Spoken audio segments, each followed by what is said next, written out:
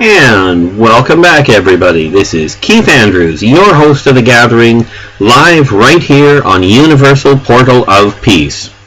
And today we are talking about rebuilding the community from the home.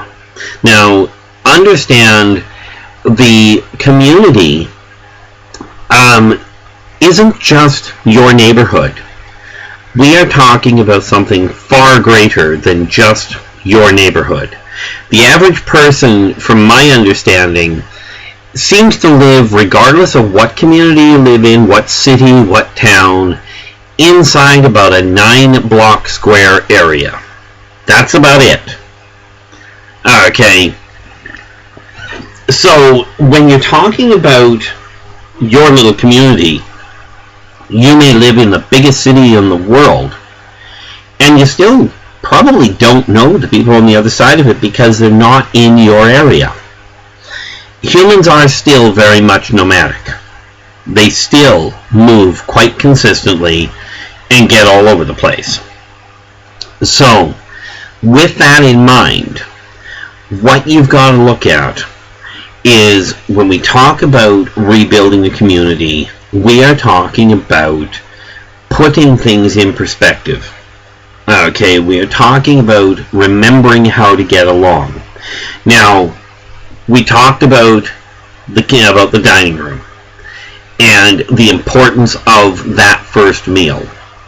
We talked about the living room and we talked about the living room and the importance of what it's for. Okay, of the community side of it. Okay, and I mean the family side of the community. Now, the other thing, and this is where it starts to overlap, okay, everybody requires privacy of some form. Now, in many homes, that's a little difficult because many people don't have a room for every person. So privacy can be a little bit of a challenge, to say the least. Okay, but when you take a look at it and you realize if you're living in a house, whether it's your home or not per se, like for instance, if you're not paying the rent, let's say you're a child there and you want to invite a friend over, most people don't turn around and go, why don't you come over to my mom's house? Or, I'd love you to come visit me at my dad's place. Even in broken homes, where the parents have split and the kids are jumping between the homes, people don't turn around and they don't turn around and say, come see me at my landlord's place, but I'm in, room whatever. They say, come over to my place. So, if you're living in a home, if you're living someplace, it's your responsibility to help keep it clean. If you move something, put it back. They're pretty cut and dried ideas. If you dirty something, clean it. If you're not capable of cleaning it, let's face it, if a 2-year-old spills ketchup on the floor, although it could be entertaining watching them try and clean it, you're probably going to have to clean it up after them. If a 16-year-old spills ketchup on the floor, tell them to do it. And for those of you that have this brilliant idea that, I'm trying to make life easy for them, that's great, except for the fact that they won't have the tools to live. And if your job as a parent at that point is to teach them the tools to survive. So when you're living in a home, help with the cleanup. And can we scrap the concept that housework is women's work? Housework is not women's work. I saw it posted really nicely for the bachelors out there that figure that housework is women's work, or the single females that go, I had to clean up all the time I was home, somebody else can do it. And the way the post essentially read was, if you live alone, my guess is there aren't any toilet fairies around to clean your toilet. Okay, so it really does boil down to a very cut and dried issue. Okay, when you're living in an area, pick up your own mess. Don't go walking around the house, drop your clothes on the floor, and figure somebody else will pick them up. Okay, you may be right, somebody might. But you can bet your bottom dollar they're not going to do it out in the real world. And if you want proof of that, take a look at the amount of litter on the streets. Now, this is where things start to cross over from the home to the community. Now, I just finished mentioning that people on average live in about a 9 block square area. That's where most of their stuff is done. Okay, this is why little stores pop up. This is why postal outlets theoretically pop up in places. Okay, so what you have to look at is when you're out and about, you go to a restaurant, and I mean like a fast food restaurant where the waitress doesn't come around. Don't make the mistake, and I've heard people say, well, I leave it there because they're paid to pick it up. So what? They're paid to pick it up, and you're still the one that made the mess. Move your own garbage to the garbage can. The staff is there to keep the place clean, yes. But understand something, and I made this very clear when I was literally my first job that I ever held outside the home. I was told I was paid to clean up too. And I had a lady in a ball gown cleaning up broken glass that she deliberately broke. And my boss told me that I was paid to clean up, and my immediate response, and I'm not sure why I didn't get fired, was I looked at him in front of her and told him I was paid to clean it up, yes, but I wasn't paid to babysit drunken buffoons. The staff at fast food restaurants, at cafeteria-style restaurants, yes, they are paid to clean up, but they aren't paid to clean up after slobs. If you want to be a slob and leave your food around and leave the garbage on the table, do everybody a favor, except probably yourself. Stay home. If you're in a restaurant where obviously the dishes have to be taken to the back end, then what you do there is stack the food, the dishes as best you can safely on the table. You are absolutely right in a case like that. You know, in a restaurant, that they are paid to clean it up, and frankly, you can't very well take it to them. So this is just a matter of courtesy. Treat others as you desire to be treated. When you're walking along and you have a candy bar, don't be stupid and drop the wrapper on the ground. Okay, because here's the reality of it. You're absolutely right. One wrapper doesn't matter. It really doesn't make that big of an impact. Put 100,000 people all dropping one wrapper on the ground, you may have a whole different ballgame to deal with. And then you get to sit down and complain that the place is a mess. The garbage people aren't cleaning it up. Well, no, that's very true. They haven't gone around and cleaned it up. But on the other hand, they also didn't put every ton of garbage on the ground. That was partially your doing. Now, for those of you that have this brilliant idea, I mean, too much of a rush, so I have to get places in a hurry. Well, probably do. But throwing your garbage out the window in spite of the signs that say you may be fined isn't going to help you get there any faster. You know, you take a look at it, and I watch it constantly, and bear in mind, like I said, I've got memories that date back staggering numbers of years. I remember the bubonic plague. I didn't read about it, primarily because I hate reading, but I do remember it. And it wasn't all the giggles and chuckles and somebody walking down the street going, "Bring out the dead, bring out the dead." Rest assured, that is not the way it went. It sounds great, and Hollywood did a beautiful job of making it sound great, but the horror of that time is something that will haunt me until I drop dead. Again, then unfortunately I get to remember that anyway. But Kat has put in, Mother Nature is crying because of what people have done to her land. It's not our land. And that is very much the case. And, you know, it doesn't matter who you are, what nationality you are, what your bank account looks like, what bloodline you come from, what heritage you've got, doesn't matter what gender or what orientation you are. You're going to die sooner or later, and eventually you'll die and stay that way. And whoever's left behind has to deal with your mess. Now, absolutely, Rocket points out, you know, look at Japan leaking nuclear waste.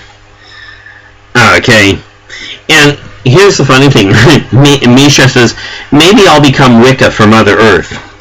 And here's the funny part, Misha. Although that's a great choice if that's the direction you choose to go. But you don't have to become Wicca to help Mother Earth. Okay? You don't have to change your religion. You don't have to change your hairstyle. You don't have to change your dress code. You simply have to start treating her with respect. And let other people know that they are treating other people, that they require treating other people with respect. And this is where I get into trouble. Because now I'm going to tell, and this is for the young ones out there, if an adult is treating you with disrespect, that concept of respect your elders is basically overstated. Respect is not a right. It is a privilege.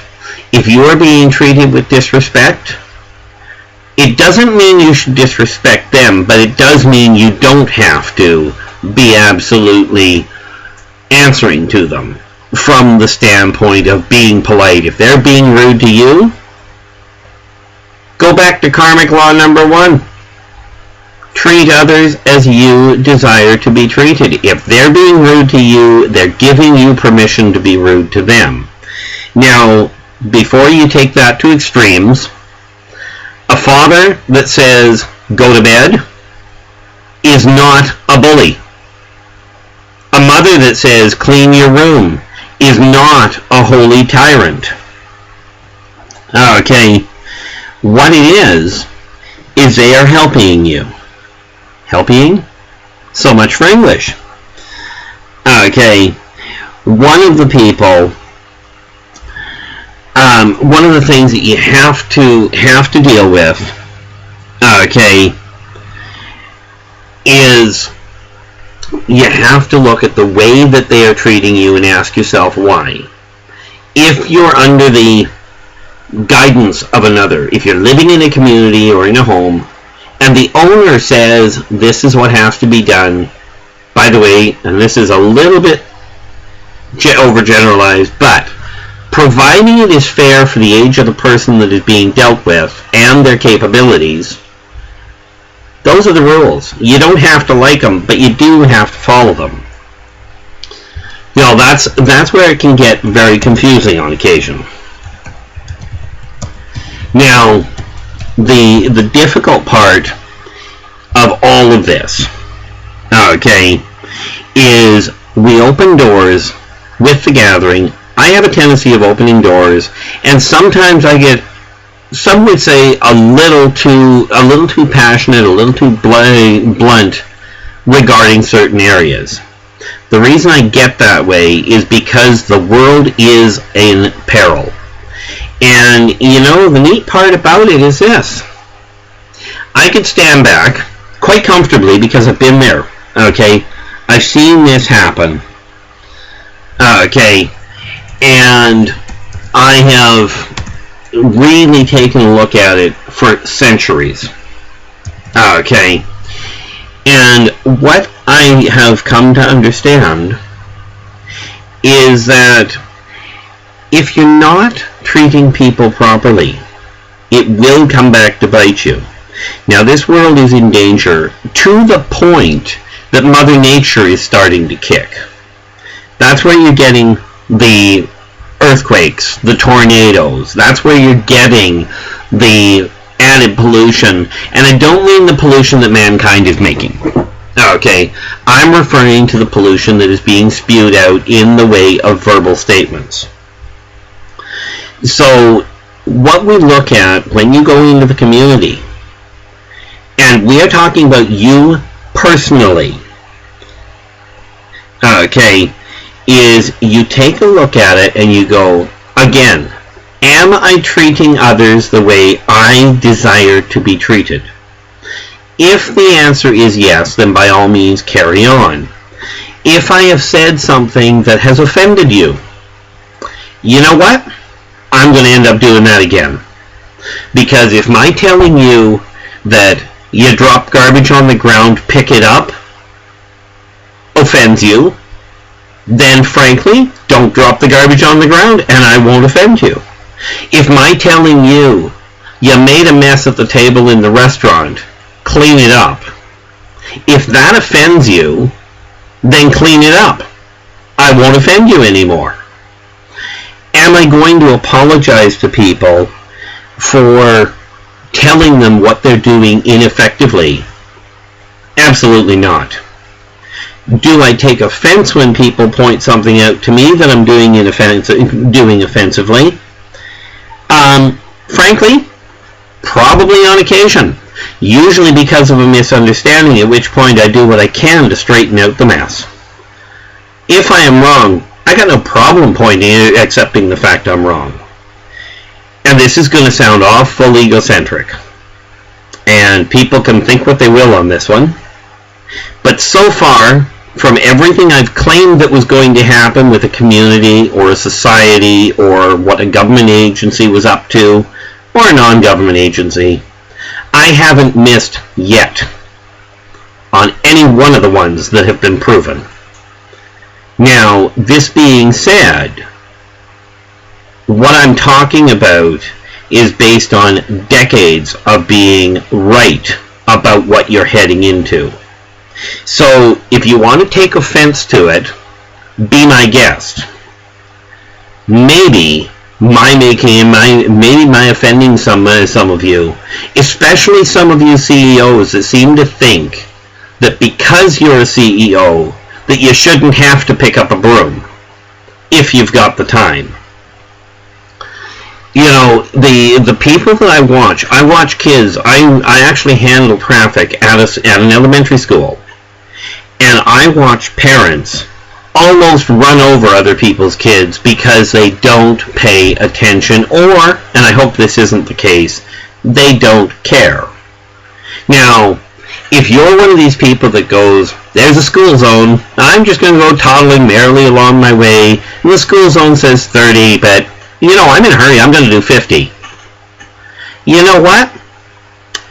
If I offend you by telling you you're breaking the law and you're being stupid, and you're driving recklessly, and if that offends you, well, I sure ain't going to apologize for it.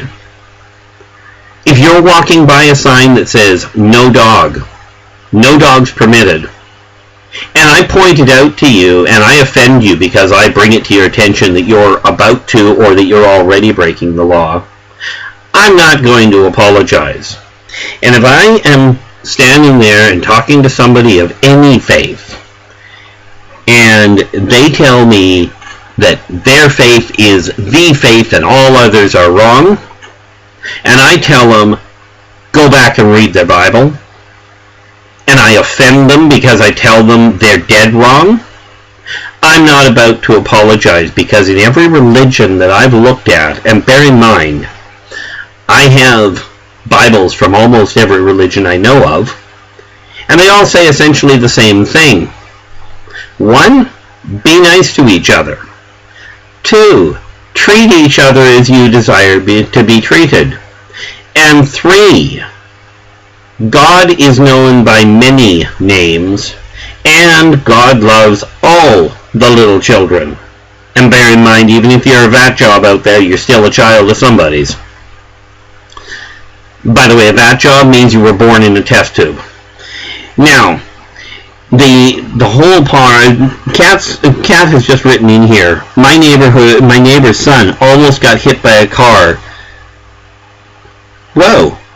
I'm thinking that's a little bit odd. I'm hoping I'm reading this wrong, Kat, but what you wrote was, my neighbor's son almost got hit by a car because she was in the house.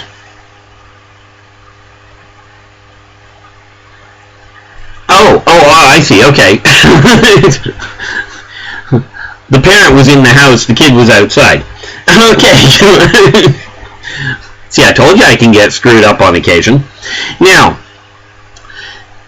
and Misha has pointed out, it's very, see, the thing is, it depends on what's going on and how things happen.